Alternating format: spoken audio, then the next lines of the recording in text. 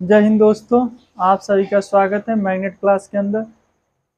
तो हम लोग जो है बात कर रहे थे आपका मैथमेटिक्स जो है आपका फिजिकल मैथमेटिक्स के बारे में, यानी कि जो आपको फिजिक्स में मिलेगा फिजिकल मैथमेटिक्स के नाम से, जिसमें आपका जो है प्योर मैथमेटिक्स, लेकिन जो है उसका यूज मैथ और फिजिक्स दोनों में है। तो यानी कि फिजिक्स में जो है आपका जो 11th में पढ़ रहे हैं उनके लिए भी ये वीडियो है, जो 12th में पढ़ रहे हैं उनके लिए ये जो है आपका वीडियो जो है बहुत ही जो है आपका इम्पॉर्टेंट होने वाली है, क्योंकि इसके बिना जो है आपका फिजिक्स अधूरा ही रहेगा। तो ये जो है आपका इसका जो है दो पार्ट है। इसका जो फर्स्ट पार्ट डिफरेंशियल कैलकुलस वो हमने पढ़ा चुके हैं, सेकेंड वीडियो में आपको प्ले लिस्ट में मिल जाएगा फिजिकल मैथमेटिक्स के नाम से, तो उससे आप पढ़ लीजिएगा। उस फर्स्ट पार्ट था। आज जो है हम लोग इंटीग्रल कैलकुलस से रिलेटेड बात करेंगे। इंटीग्रल कैलकुलस से रिलेटेड बात करने से पहले जो है कुछ जो है प्रॉब्लम सॉल्व कर लेते हैं डिफरेंशिएशन का कुछ और। जैसे हमने जो है आपको फार्मूला इसमें पढ़ाया था d/dx x to the power n का क्या होता है, n पहले आ जाता है, पावर में से एक तो क्या हो जाता है, माइनस हो जाता है। तो इसी तरह से एक एग्जाम्पल इस पर जो है बहुत सारे प्रॉब्लम किए थे, एक और कर दो, करके दिखा दीजिए। d/dx अंडर रूट में x, इसका करना है। तो ध्यान से देखो इसको कैसे करेंगे। तो d/dx यानी डिफरेंशिएशन करना है किसका, x अंडर रूट x का मतलब कितना, अंडर रूट का मतलब होता है हाफ, उसका पावर 1/2 कर दो। अब x to the power n वाला फार्मूला क्या कहता है, पावर देखो differentiation x to the power n का हुआ है तो उसका पावर क्या हो गया, आपका पहले आया उस पावर में से एक जो है आपका जो है कम हो गया, डिक्रीज हो गया, n एक माइनस हो गया। इसी तरह इसका पावर कितना है, 1/2, तो 1/2 पहले ले लो, 1/2 पहले आ गया, और पावर में से एक तो माइनस हो जाएगा, तो यानी 1/2 में से 1 माइनस कर दो, यानी कितना आ गया, 1/2 x का पावर, यहाँ माइनस करोगे तो 2 में से एक जाएगा, यानी -1/2, और -1/2 का मतलब हो गया आपका, इसको नीचे ले आएंगे तो x का पावर 1/2, x का पावर 1/2 का मतलब कितना होता है, अंडर रूट में x। तो हमेशा याद रखिएगा कि आपका जो है अंडर रूट एक्स का जो डिफ्रेंसिएशन होगा 1/2 under root X, 1/2 under root X. इस तरीके से हमने उसी फार्मूले पर बेस जो है आपको जो आपका पावर का फार्मूला है उसी फार्मूले से सॉल्व करते हुए हमने यहाँ तक पहुंचे हैं। ठीक है, तो उम्मीद करते हैं कि जो है आप अंडर रूट एक्स का भी जो है इंटीग्रेशन कर लिए होंगे, डिफ्रेंसिएशन कर लिए होंगे, सॉरी, ये डिफ्रेंसिएशन हुआ है तो इसका x to the power n का अगर डिफ्रेंसिएशन पता है तो इसका भी हम लोग डिफ्रेंसिएशन कर सकते हैं, कोई समस्या नहीं, वही x to the power n वाला फार्मूला लगा करके। अब चलिए जो है इसका हम लोग जो है सेकेंड पार्ट देखते हैं, ये क्या कहता है। आज जो है अब हम लोग सेकेंड पार्ट इसका पढ़ने वाले हैं, यानी कि जो आपका इंटीग्रल कैलकुलस था। फिजिकल मैथमेटिक्स का जो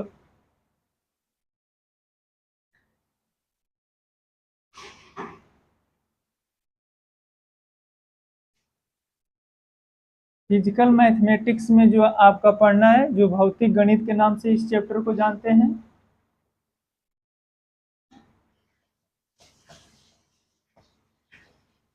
इस चैप्टर में जो है आपका जो ये सेकेंड वीडियो है, दूसरा पार्ट है इसका, इसमें आज हम लोग को पढ़ना है आपका इंटीग्रेशन।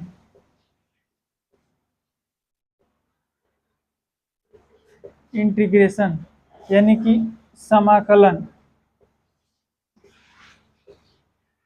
क्या पढ़ना है, समाकलन के बारे में बात करेंगे, यानी कि इंटीग्रेशन क्या होता है। तो ध्यान से देखेंगे, अगर डिफरेंशिएशन पढ़े हैं तो इंटीग्रेशन में हमको लग रहा है कि आपको दिक्कत नहीं होना चाहिए। क्या कहता है, इसका डिफिनीशन भी देखेंगे पहले, उसके बाद से जो है तब जा करके हम लोग इसका प्रॉब्लम सॉल्व करेंगे। क्या कहता है, the inverse process of the inverse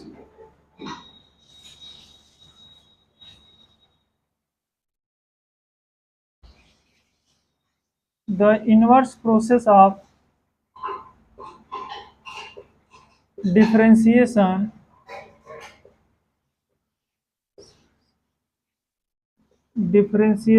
is called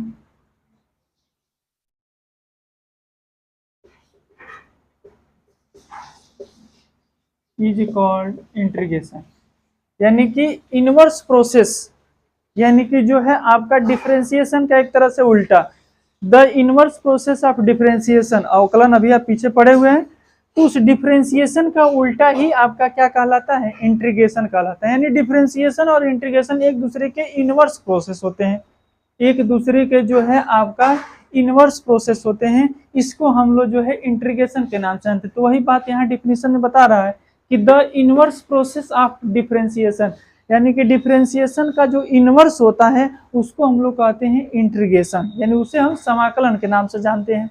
अब कैसे डिफिनीशन से नहीं क्लियर हो रहा है, इसके एग्जाम्पल से समझिए। ये जो है मान लीजिए कि आपका जो है यहाँ पर डी बाई डी एक्स, यानी डी बाई डी एक्स की मतलब हो गया डिफरेंशिएशन। किसका आप डिफरेंशिएशन करने जा रहे हैं, तो आपसे हम पूछ दिए साइन एक्स का डिफरेंशिएशन बता दो। तो साइन एक्स का डिफरेंशिएशन पीछे पढ़ करके आए हैं। साइन एक्स का डिफरेंशिएशन होता है आपका कॉस एक्स, साइन एक्स का डिफरेंशिएशन हो जाएगा आपका कॉस एक्स, यही होता है। अब हम क्या करने जा रहे हैं कि दोनों साइड इंटीग्रेशन ले लेते हैं। दोनों साइड इंटीग्रेशन का जो है आपका ध्यान दीजिएगा, जो भी आपका इंटीग्रेशन का जो सिंबल होगा ये आपका ऐसे लिखा होगा, इस तरीके का। जहां भी आपको सिंबल दिखाई देगा, आधा तो इसको जो है सांप समझ लेते हैं, यार भैया ये कौन सा सांप वाला साइन बना दिया है। तो ये सांप का जो है आपका साइन नहीं है, ये सांप वाली रस्सी नहीं है, ये जो है आपका जो है इंटीग्रेशन का साइन है। तो इसी को जो है जहां भी ऐसा लगा हुआ दिखाई दे, समझ जाना कि ये इंटीग्रेशन की बात हो रही है। किसकी बात हो रही है, इंटीग्रेशन का। यही आपका इंटीग्रेशन का सिंबल होता है। तो ये जो इंटीग्रेशन है, हम क्या करने जा रहे हैं कि दोनों साइड में हम इंटीग्रेशन टेक करने जा रहे हैं। तो दोनों साइड अगर इंटीग्रेशन टेक करेंगे तो यहाँ जो है आपका इधर भी इंटीग्रेशन, और जो जब भी ये इंटीग्रेशन ये सिंबल आएगा वह जो है या तो उसके साथ dx होगा, dy होगा, यानी कि यहाँ पर जरूर जो है आपका dx dy कुछ लिखा होगा, जिससे बताएगा कि ये इंटीग्रेशन जो है वह आपका जिस भी फंक्शन का इंटीग्रेशन हो रहा है वह x ही केवल वेरिएबल है, बाकी सब के सब कांस्टेंट है। तो यानी इंटीग्रेशन dx के साथ ही आता है, यानी dx लगा रहेगा, dy लगा रहेगा, उसी के साथ ये इंटीग्रेशन आपको देखने को मिलेगा। तो ध्यान से देखिएगा। तो ये इधर इंटीग्रेशन हम लिए हैं, दोनों साइड यहाँ लिख दे रहे हैं, taking integration integral on both side. दोनों साइड अगर हम इंटीग्रल टेक कर लें तो ध्यान से देखिएगा क्या हो जाएगा। इधर हो गया integral D by D x, कितना साइन एक्स, और यहाँ dx। ये dx क्यों आया, इस इंटीग्रेशन के लिए। ये इंटीग्रेशन है तो dx आएगा ही आएगा। अब उसके बाद से जो है वही काम इधर ले लो, कितना है cos x dx। देखिए ये इंटीग्रेशन का साइन आया तो उसके साथ जो है आपका dx आया, क्योंकि यहाँ x वेरिएबल था इसलिए हमने dx लगाया, यहाँ भी dx हो गया। अब अभी हमने देखा कि inverse process of differentiation, differentiation जो है आपका जो है इंटीग्रेशन जो है वह डिफरेंशिएशन का उल्टा होता है। The inverse process of differentiation is called integration. तो यहाँ देखो ये डी बाई डी एक्स तो डिफरेंशिएशन को बताता है, और ये इधर बगल में क्या है, इंटीग्रेशन है। तो डिफरेंशिएशन और एक इंटीग्रेशन एक दूसरे को क्या कर देंगे, कैंसिल आउट कर देंगे। तो ये जो एक दूसरे को जो आपका जो कैंसिल आउट करेंगे, तो यहाँ जो आपका बच जाता है ये जो इधर हो जाएगा साइन एक्स, और इधर क्या है इंटीग्रेशन cos x dx। तो कोई पूछे भैया cos x का इंटीग्रेशन बता दो, cos x का इंटीग्रेशन क्या होगा, तो cos x का सीधे सीधा इंटीग्रेशन बताएंगे sin x। cos x का इंटीग्रेशन क्या होता है, sin x। तो इस तरीके से हमको डिफरेंशिएशन पता था लेकिन हमको इंटीग्रेशन नहीं पता था। देखिएगा ध्यान से, D by D x sine x, sine x का डिफरेंशिएशन होता है cos x। ये पीछे वीडियो में पढ़े हैं और यहाँ भी बता रहे हैं कि sin x का डिफरेंशिएशन जो होता है आपका cos x होता है। लेकिन अब हमको इंटीग्रेशन निकालना था, तो हमने क्या किया, दोनों साइड इंटीग्रेशन लगाया, इंटीग्रेशन, और इंटीग्रेशन का साइन यही होता है। तो देखो इंटीग्रेशन इधर यूज किया है, इस साइड इधर भी, और ये इंटीग्रेशन जो है dx के साथ ही आएगा। तो यहाँ जो है आपने dx यूज किया, यहाँ भी dx यूज किया और इंटीग्रेशन लगाया। अब उसके बाद से डिफरेंशिएशन और ये इंटीग्रेशन और ये डिफरेंशिएशन एक दूसरे को कैंसिल आउट किया, तो यहाँ बच गया इधर केवल साइन एक्स बचा, इधर क्या बचा, साइन एक्स बचा। अब कहेंगे बहुत बच्चों के दिमाग में आ रहा होगा, अरे सर ये D by D x differentiation D by D x और ये इंटीग्रेशन एक दूसरे को कैंसिल कर दिया तो हाई dx बचना चाहिए ना। नहीं सर जी, यही dx और ये आपका इंटीग्रेशन का साइन, ये दोनों मिल करके बता रहा है कि इस फंक्शन का आप इंटीग्रेशन कर रहे हैं। तो ये और ये मिल करके इस डिफरेंशिएशन को कैंसिल किया तो बचा हमारा के पास केवल साइन एक्स, और इधर कास एक्स का जो अब दोनों साइड इंटीग्रेशन इधर भी लगाए थे तो इधर इंटीग्रेशन वैसे दिखाई दे रहा है। तो ये क्या बता रहा है कि कास एक्स का इंटीग्रेशन हुआ है, कास एक्स का इंटीग्रेशन हुआ है जिसकी वैल्यू आई है साइन एक्स। तो अब हमेशा के लिए आप याद कर लीजिएगा साइन एक्स कास एक्स का जो इंटीग्रेशन आएगा वह साइन एक्स आएगा। अब इसी में ध्यान से देखिएगा, अब कहानी जो है आपका बदलने जा रही है। अब हम पूछें कि नहीं जो है आप इसका इंटीग्रेशन बता दीजिए, इसका डी बाई डी एक्स करिए किसका, साइन एक्स और प्लस 2 का। तो साइन एक्स प्लस 2 का डिफ्रेंसिएशन करेंगे तो ध्यान से देखो रिजल्ट क्या आने वाला है। डिफ्रेंसिएशन से इंटीग्रेशन बनाने का प्रयास कर रहे हैं। देखिए तो यहाँ डिफ्रेंसिएशन करो, साइन एक्स का डिफ्रेंसिएशन करेंगे तो साइन एक्स का डिफ्रेंसिएशन कितना होता है, कॉस एक्स। ये तो हो गया कॉस एक्स, और 2 है, 2 कांस्टेंट है, हमने पीछे भी बताया था कांस्टेंट का डिफरेंशिएशन कितना होता है, D by D X of constant, constant C, उसका कांस्टेंट का डिफरेंशिएशन 0 होता है। तो यहाँ ध्यान से देखना, ये 2 कांस्टेंट है, उसका डिफरेंशिएशन करोगे तो कितना हो जाएगा 0, यानी तुम्हारे पास रिजल्ट क्या आया, यानी रिजल्ट आया कॉस एक्स। यानी डी बाई डी एक्स आपने डिफरेंशिएशन किया किसका, साइन एक्स प्लस 2, दोनों का डिफरेंशिएशन किया तो साइन एक्स का डिफरेंशिएशन हो गया कास एक्स, और 2 हमारा कांस्टेंट है तो कांस्टेंट का डिफरेंशिएशन करोगे तो प्लस आपका 0 आएगा। तो 0 लिखने की कोई ज़रूरत नहीं है। अब चलो ध्यान से देखें, ये आ गया डी बाई डी एक्स आपने निकाला किसका, साइन एक्स प्लस 2 का। अब हम क्या कर रहे हैं, फिर दोनों साइड अब इंटीग्रेशन लगाने जा रहे हैं। तो दोनों साइड अगर इंटीग्रेशन लगाएंगे फिर से तो यहाँ पर कितना हो जाएगा, integration D by D x कितना हो गया, साइन एक्स प्लस 2, और ये dx क्यों आया, इंटीग्रेशन के कारण, इंटीग्रेशन ये हो गया आपका। अब उसके बाद से इधर भी जो है इंटीग्रेशन का साइन लगाओ, cos x और ये dx, ठीक है, हमेशा जहां भी ये इंटीग्रेशन होगा वहां dx लगा रहेगा। तो ये हो गया। अब यहाँ ध्यान से देखिएगा, जो है आपका dx लगा रहे, dy लगा रहे, लेकिन यहाँ कुछ ना कुछ होगा, dx dy d थीटा कुछ भी होगा इंटीग्रेशन के साथ। तो ये आपने यहाँ हो गया। अब देखो ये डी बाई डी एक्स और इंटीग्रेशन एक दूसरे को कैंसिल आउट कर देंगे तो बचेगा हमारे पास क्या, साइन एक्स प्लस 2 बराबर integration cos x D x. तो यहाँ ध्यान से देखिएगा, यहाँ जो आपने क्या निकाला है, कॉस एक्स का इंटीग्रेशन कितना निकाला है, साइन एक्स, यहाँ कॉस एक्स का इंटीग्रेशन क्या निकाला है, साइन एक्स प्लस 2। तो ये बताओ, एक ही फंक्शन है हमारे पास कॉस एक्स और उसी का इंटीग्रेशन तुम दो बता रहे हो। cos x का इंटीग्रेशन कोई बताएगा sin x, cos x का इंटीग्रेशन पूछेंगे कोई बताएगा sin x प्लस 2। अभी यहाँ पर जो है आपका sin x प्लस 3 लिख दिए होते तो कोई बताएगा sin x प्लस 3, किसका इंटीग्रेशन, cos x का। तो एक ही फंक्शन का बहुत सारा जो है इंटीग्रेशन आ रहा है।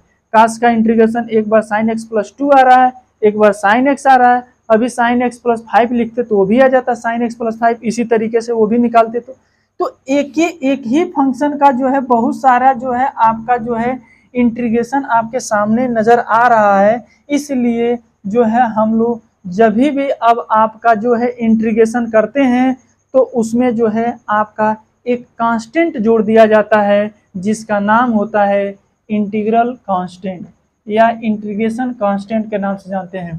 तो अब जो है आपसे कोई पूछेगा कि इंटीग्रेशन बताइए cos x dx का, यानी cos x का इंटीग्रेशन पूछेगा तो सीधे सीधे इतना आपको नहीं बताना पड़ेगा कि sin x ही केवल नहीं बताइएगा, उसके साथ प्लस में c भी बताइएगा, उसके साथ में क्या बताएंगे, प्लस c। ये आपका जो है राइट आंसर होगा। क्या cos x का इंटीग्रेशन पूछेगा तो sin x प्लस c बताएंगे। ये c क्या है, where c is the integration constant, integration constant, C को क्या कहते हैं, इंटीग्रेशन कांस्टेंट है। ये जो है सी क्या है आपका इंटीग्रेशन कांस्टेंट है या इंटीग्रल कांस्टेंट है जो है आपका। ये सी क्यों आया, तो यानी कि एक ही फंक्शन cos x का कोई इंटीग्रेशन बता देगा sin x प्लस 2, कोई बता देगा cos x का इंटीग्रेशन sin x, कोई बता देगा cos x का integration sin x plus 5, sin x plus 10, sin x plus 100। तो ये वही कर रहा है ना, तो किसका आंसर सही माना जाए भैया। तो इसलिए इस समस्या से बचने के लिए 2, 5, 3 से बचने के लिए एक क्या लगाया जाता है, एक कांस्टेंट लगाया जाता है जिसका नाम होता है, उसी सी को कहते हैं इंटीग्रल कांस्टेंट या इंटीग्रेशन कांस्टेंट। तो ये पता चल गया आपका, कभी भी आप खोलिएगा इंटीग्रेशन का फार्मूला उसमें हर जगह आपको सी नजर आता है। अब वो सी क्या होता है बस बच्चे समझते हैं वो इंटीग्रेशन कांस्टेंट है, लेकिन एक्चुअल में उसको फील नहीं कर पाते हैं कि एक्चुअल में ये सी आया क्यों। तो हमने आपको बताने का प्रयास किया एक फंक्शन लेकर के कि एक ही फंक्शन cos x का इंटीग्रेशन sin x प्लस 2 भी आ रहा था, एक बार उसी cos x का इंटीग्रेशन एक बार sin x भी आ रहा था। तो कब तक जो है 2 sin x plus 2, sin x plus 3, sin x plus 5 बोलते रहें, उस 2 और 3 से हटा करके और एक सी लिख दिया जाता है और उसी को कहते हैं इंटीग्रेशन कांस्टेंट। उसे सी को क्या कहते हैं, इंटीग्रेशन कांस्टेंट। इस तरीके से आपने समझ गए होंगे कि एक्चुअल में इंटीग्रेशन क्या कहता है। अब हम जो है इम्पॉर्टेंट जितना भी फार्मूला है अब जो है एक एक करके आपके सामने लिखते जा रहे हैं और वो जो है आपके नोट कर लेना है इम्पॉर्टेंट रूप से, जिससे कि जो है आपको कोई समस्या न हो। तो ध्यान से देखेंगे। अगला होगा इंटीग्रेशन ऑफ साइन एक्स। तो साइन एक्स का जब इंटीग्रेशन पूछेगा तो साइन एक्स का इंटीग्रेशन बताइएगा माइनस कॉस एक्स प्लस सी। उसके बाद से जो है आपका इंटीग्रेशन हो जाएगा आपका x to the power n का, x to the power n का integration, x to the power n का जब इंटीग्रेशन करते हैं तो x to the power n plus 1 upon n plus 1। यहाँ याद रखिएगा आपका here n not equal to -1, यहाँ n की वैल्यू -1 नहीं रहना चाहिए। बाकी जो मन करे वो सबके लिए, कोई भी आपका जो नेगेटिव पॉजिटिव कुछ भी हो n की वैल्यू, बस केवल आपका -1 नहीं रहना चाहिए। अगर -1 हो तो समझिएगा n के जगह पर यहाँ -1 रखोगे तो -1 और +1 कट करके 0 हो जाएगा। नीचे 0 होता समझिएगा क्या होता है, जब नीचे 0 होगा तो महाभारत की कहानी आएगी, यानी कि इन्फिनिटी की तरफ भागने लगेगा। तो इसलिए जो है आपको जो है n की वैल्यू -1 नहीं होना चाहिए। n इक्वल टू -1 के लिए सत्य नहीं है, बाकी सभी जो है नंबर के लिए जो है ये फार्मूला जो है वैलिड है। अब जो है आपका जो है इस पे कुछ प्रॉब्लम पहले देखिएगा इस फार्मूले पे। ये फार्मूला जो है तीनों जो आपके सामने लिखे हैं, एक ये साइन एक्स का इंटीग्रेशन और ये x to the power n इसका इंटीग्रेशन, ये जो है आपका बहुत ही इंपॉर्टेंट फार्मूला है तीनों। इन्हीं अगर आपका 3 को भी अगर याद कर ले जाते हैं तो आपको जो मैक्सिमम जो है फिजिक्स का प्रॉब्लम आपको जो है समस्या नहीं होगा, वो सारे जो है प्रॉब्लम कर ले जाएंगे। इनको 3 अगर केवल याद कर लेते हैं तो ध्यान से देखिएगा, इस पे कुछ प्रॉब्लम समझते हैं।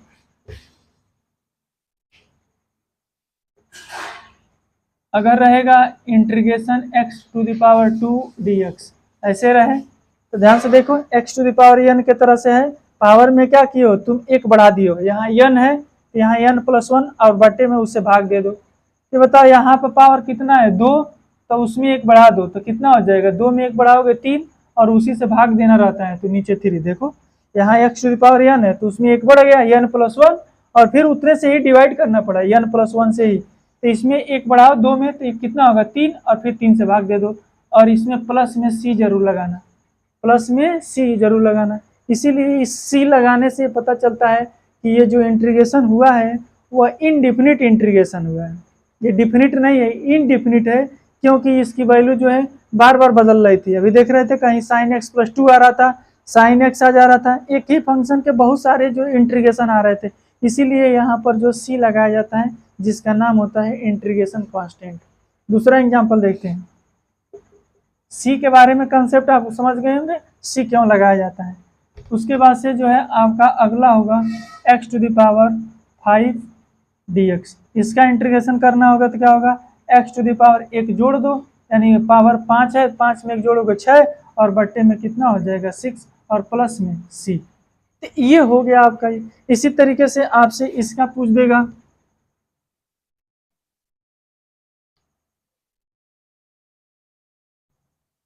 ये तीनों जो है आप नोट कर लीजिएगा, आगे हटाते हैं इस प्रॉब्लम को, ठीक है। तो x to the power n का जो है आप कर ले जाएंगे। इसका एक बता दीजिए,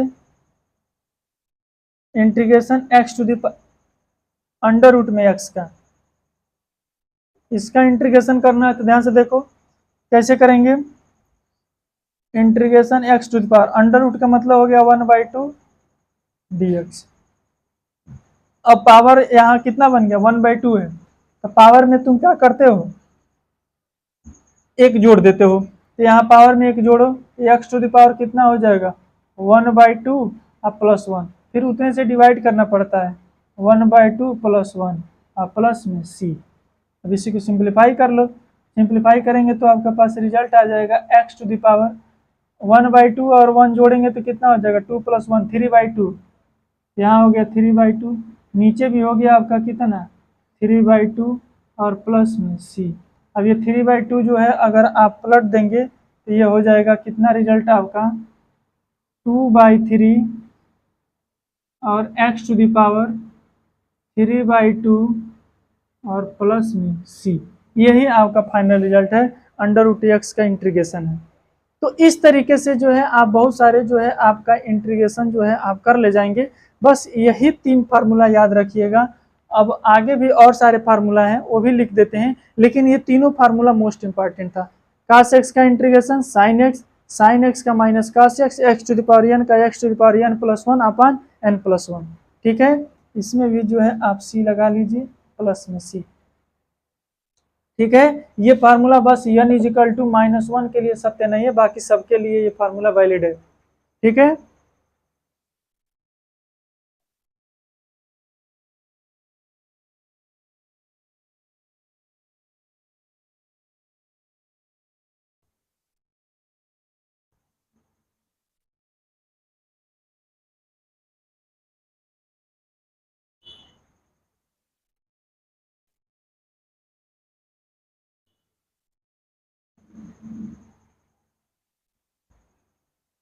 ये हो गया जो है आपका। अब जो है आपको प्रॉब्लम ध्यान से देखना है, इस टाइप के भी जो है आपके प्रॉब्लम्स इसमें पूछे जाएंगे। यानी कि अगर जो है आपका जैसे d/dx जो है आपका 10x, तो 10x का डिफ्रेंसिएशन कितना होता है sec²x, ये पता है। 10x का डिफ्रेंसिएशन करते हैं तो कितना आता है sec²x। तो अब हम दोनों साइड इंटीग्रेशन लेंगे तो इंटीग्रेशन इस डिफ्रेंसिएशन को कैंसिल करेगा और sec² का इधर इंटीग्रेशन बन जाएगा।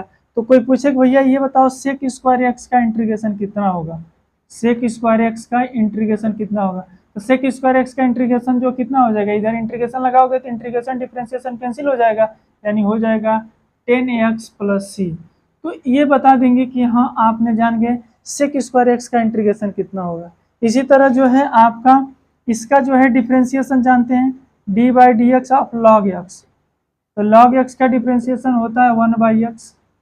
तो 1/x का इंटीग्रेशन कितना हो जाएगा, तो 1/x का इंटीग्रेशन जो है आपका जो है log x हो जाएगा, क्योंकि इंटीग्रेशन लगाओगे तो डिफ्रेंसिएशन को कैंसिल कर देगा।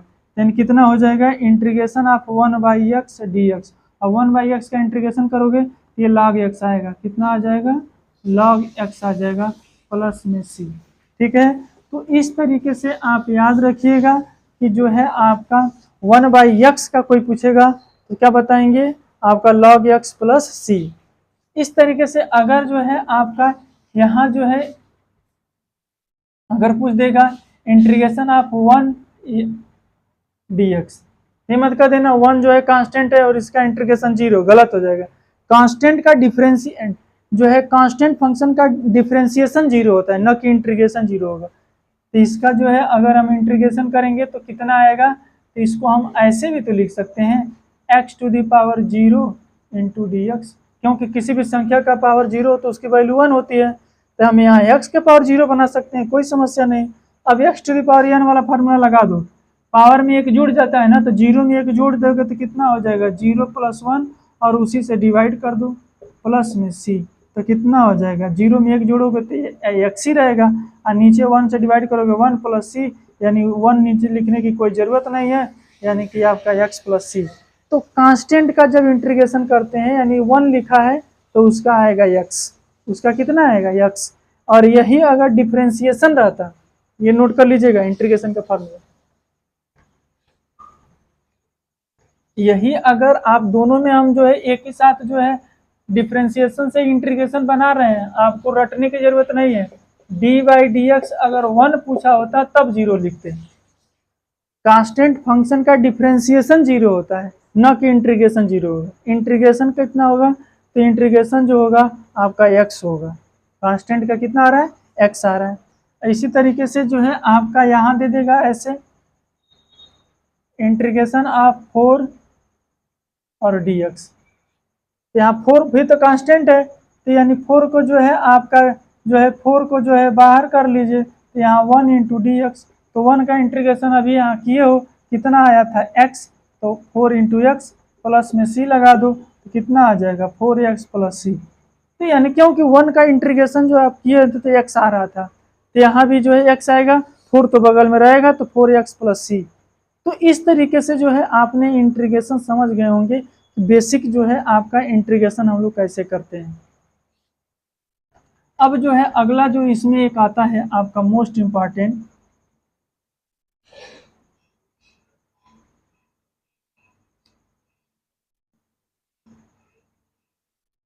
इसमें तो सी लग रहा था, तो जिसमें जो आपका सी लगा हुआ नजर आएगा उसको इंटीग्रेशन को कहते हैं इनडिफिनिट इंटीग्रेशन। जैसे हमने लिखा था आपका साइन एक्स डी एक्स, इसका इंटीग्रेशन किए थे तो साइन एक्स का इंटीग्रेशन होता है आपका माइनस कॉस एक्स प्लस सी। तो जहाँ सी लगा हुआ नजर आए आपका इंटीग्रेशन, तो उसको नाम दिया जाता है इनडिफिनिट, इनडिफिनिट इंटीग्रेशन। इसको कौन सा इंटीग्रेशन कहते हैं, इनडिफिनिट इंटीग्रेशन के नाम से जानते हैं।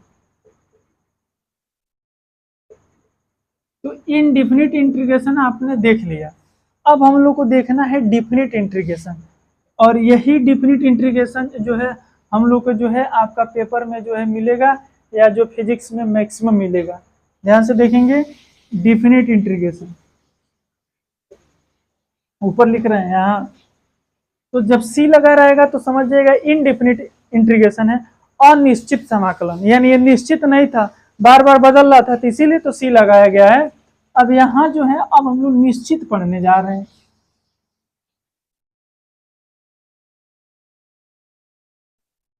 अब जो है आपका डिफिनिट इंटीग्रेशन, डिफिनिट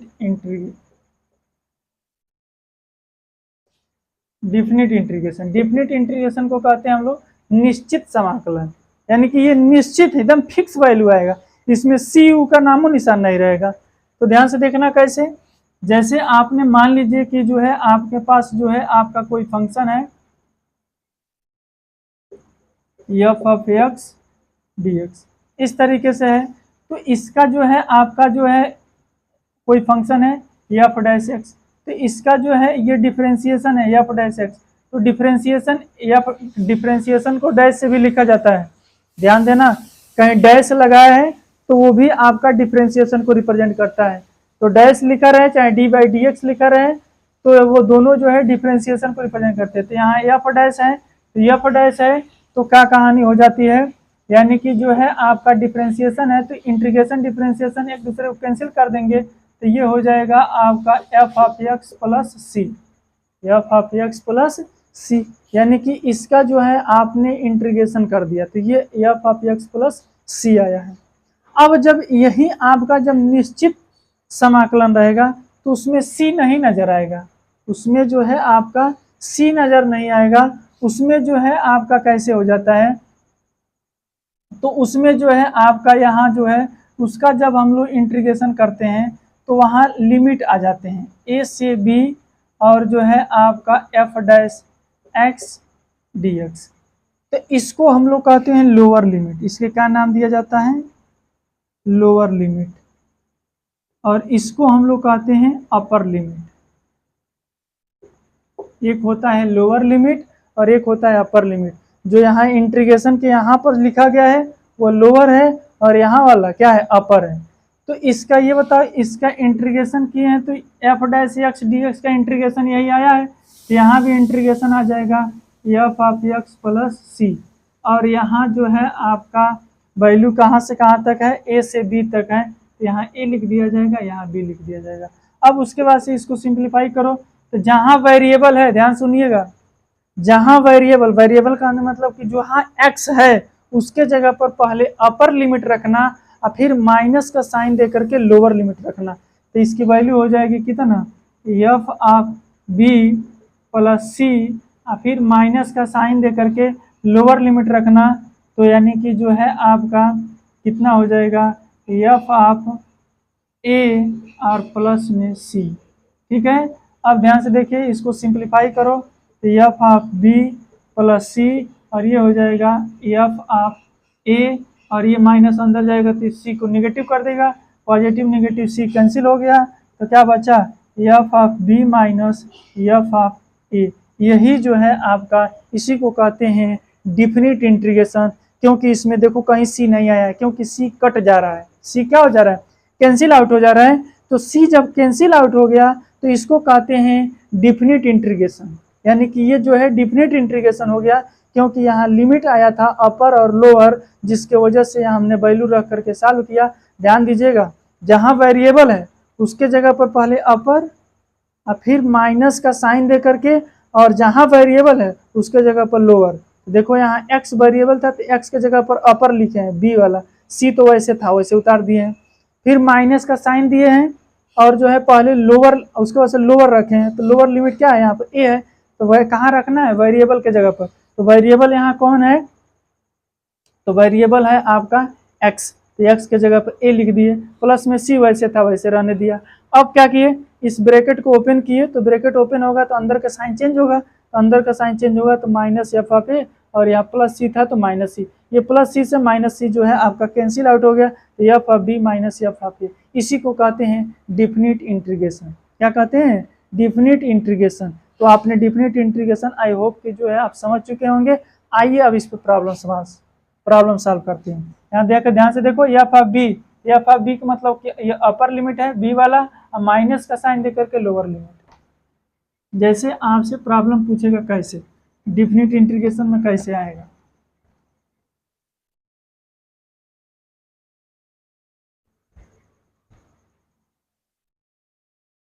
कहेगा integration x square D x 1 से 2। तो ध्यान से देखो, ये जो है आपका 1 से 2 तक लिखा हुआ है, 1 से 2 ये इंटीग्रेशन है, साइन है।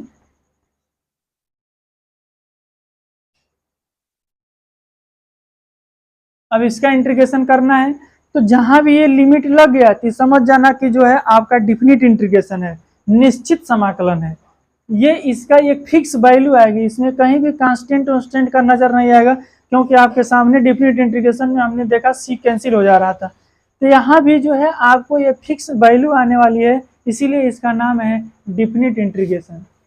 तो चलो आओ सॉल्व करते हैं। तो यानी एक्स, अब X to the power N का फार्मूला लगाओ। तो इंटीग्रेशन में अभी तुम पढ़े हैं जो है आपका, तो इसका X to the power N वाला फार्मूला लगाएंगे तो कितना हो जाएगा, पावर में एक जुड़ जाएगा, 3/3 हो जाता है, और यहाँ क्या होगा 1 और यहाँ 2, यहाँ 1 और यहाँ 2।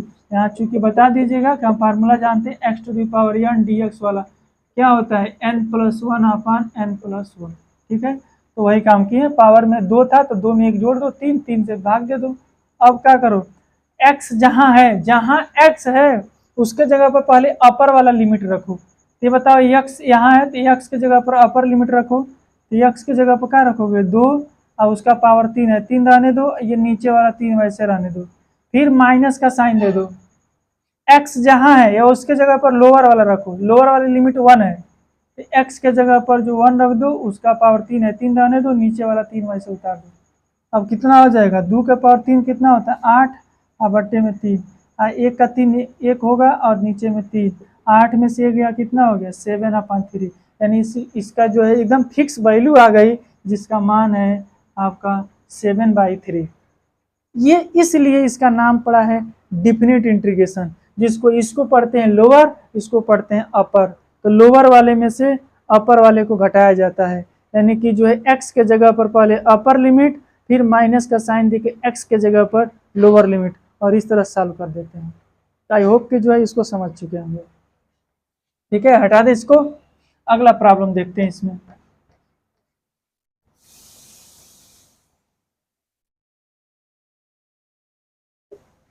इंटीग्रेशन x dx यहाँ 2 से 5 है। ठीक है, और इसका करना है, तो चलो फिर वही फॉर्मूला लगेगा x to the power n वाला। यहाँ पावर कुछ नहीं है तो 1 माना जाएगा ना, तो पावर में 1 बढ़ाओ, तो 1 में 1 बढ़ाओगे 2, नीचे कितना आ जाएगा 2। अब इंटीग्रेशन तो हो गया, अब रह गई बात लिमिट की, तो नीचे है 2, यहाँ है 5। पहले क्या करते हैं, जहाँ x है उसके जगह पर अपर रखो, तो x के जगह पर अपर रखेंगे तो कितना होगा 5 का पावर 2। यहाँ x के जगह पर रखना है अपर, तो x के जगह पर 5 रख दिया, पावर 2 था तो हमने 2 लगा दिया, नीचे भी 2 है तो 2 रहने दो।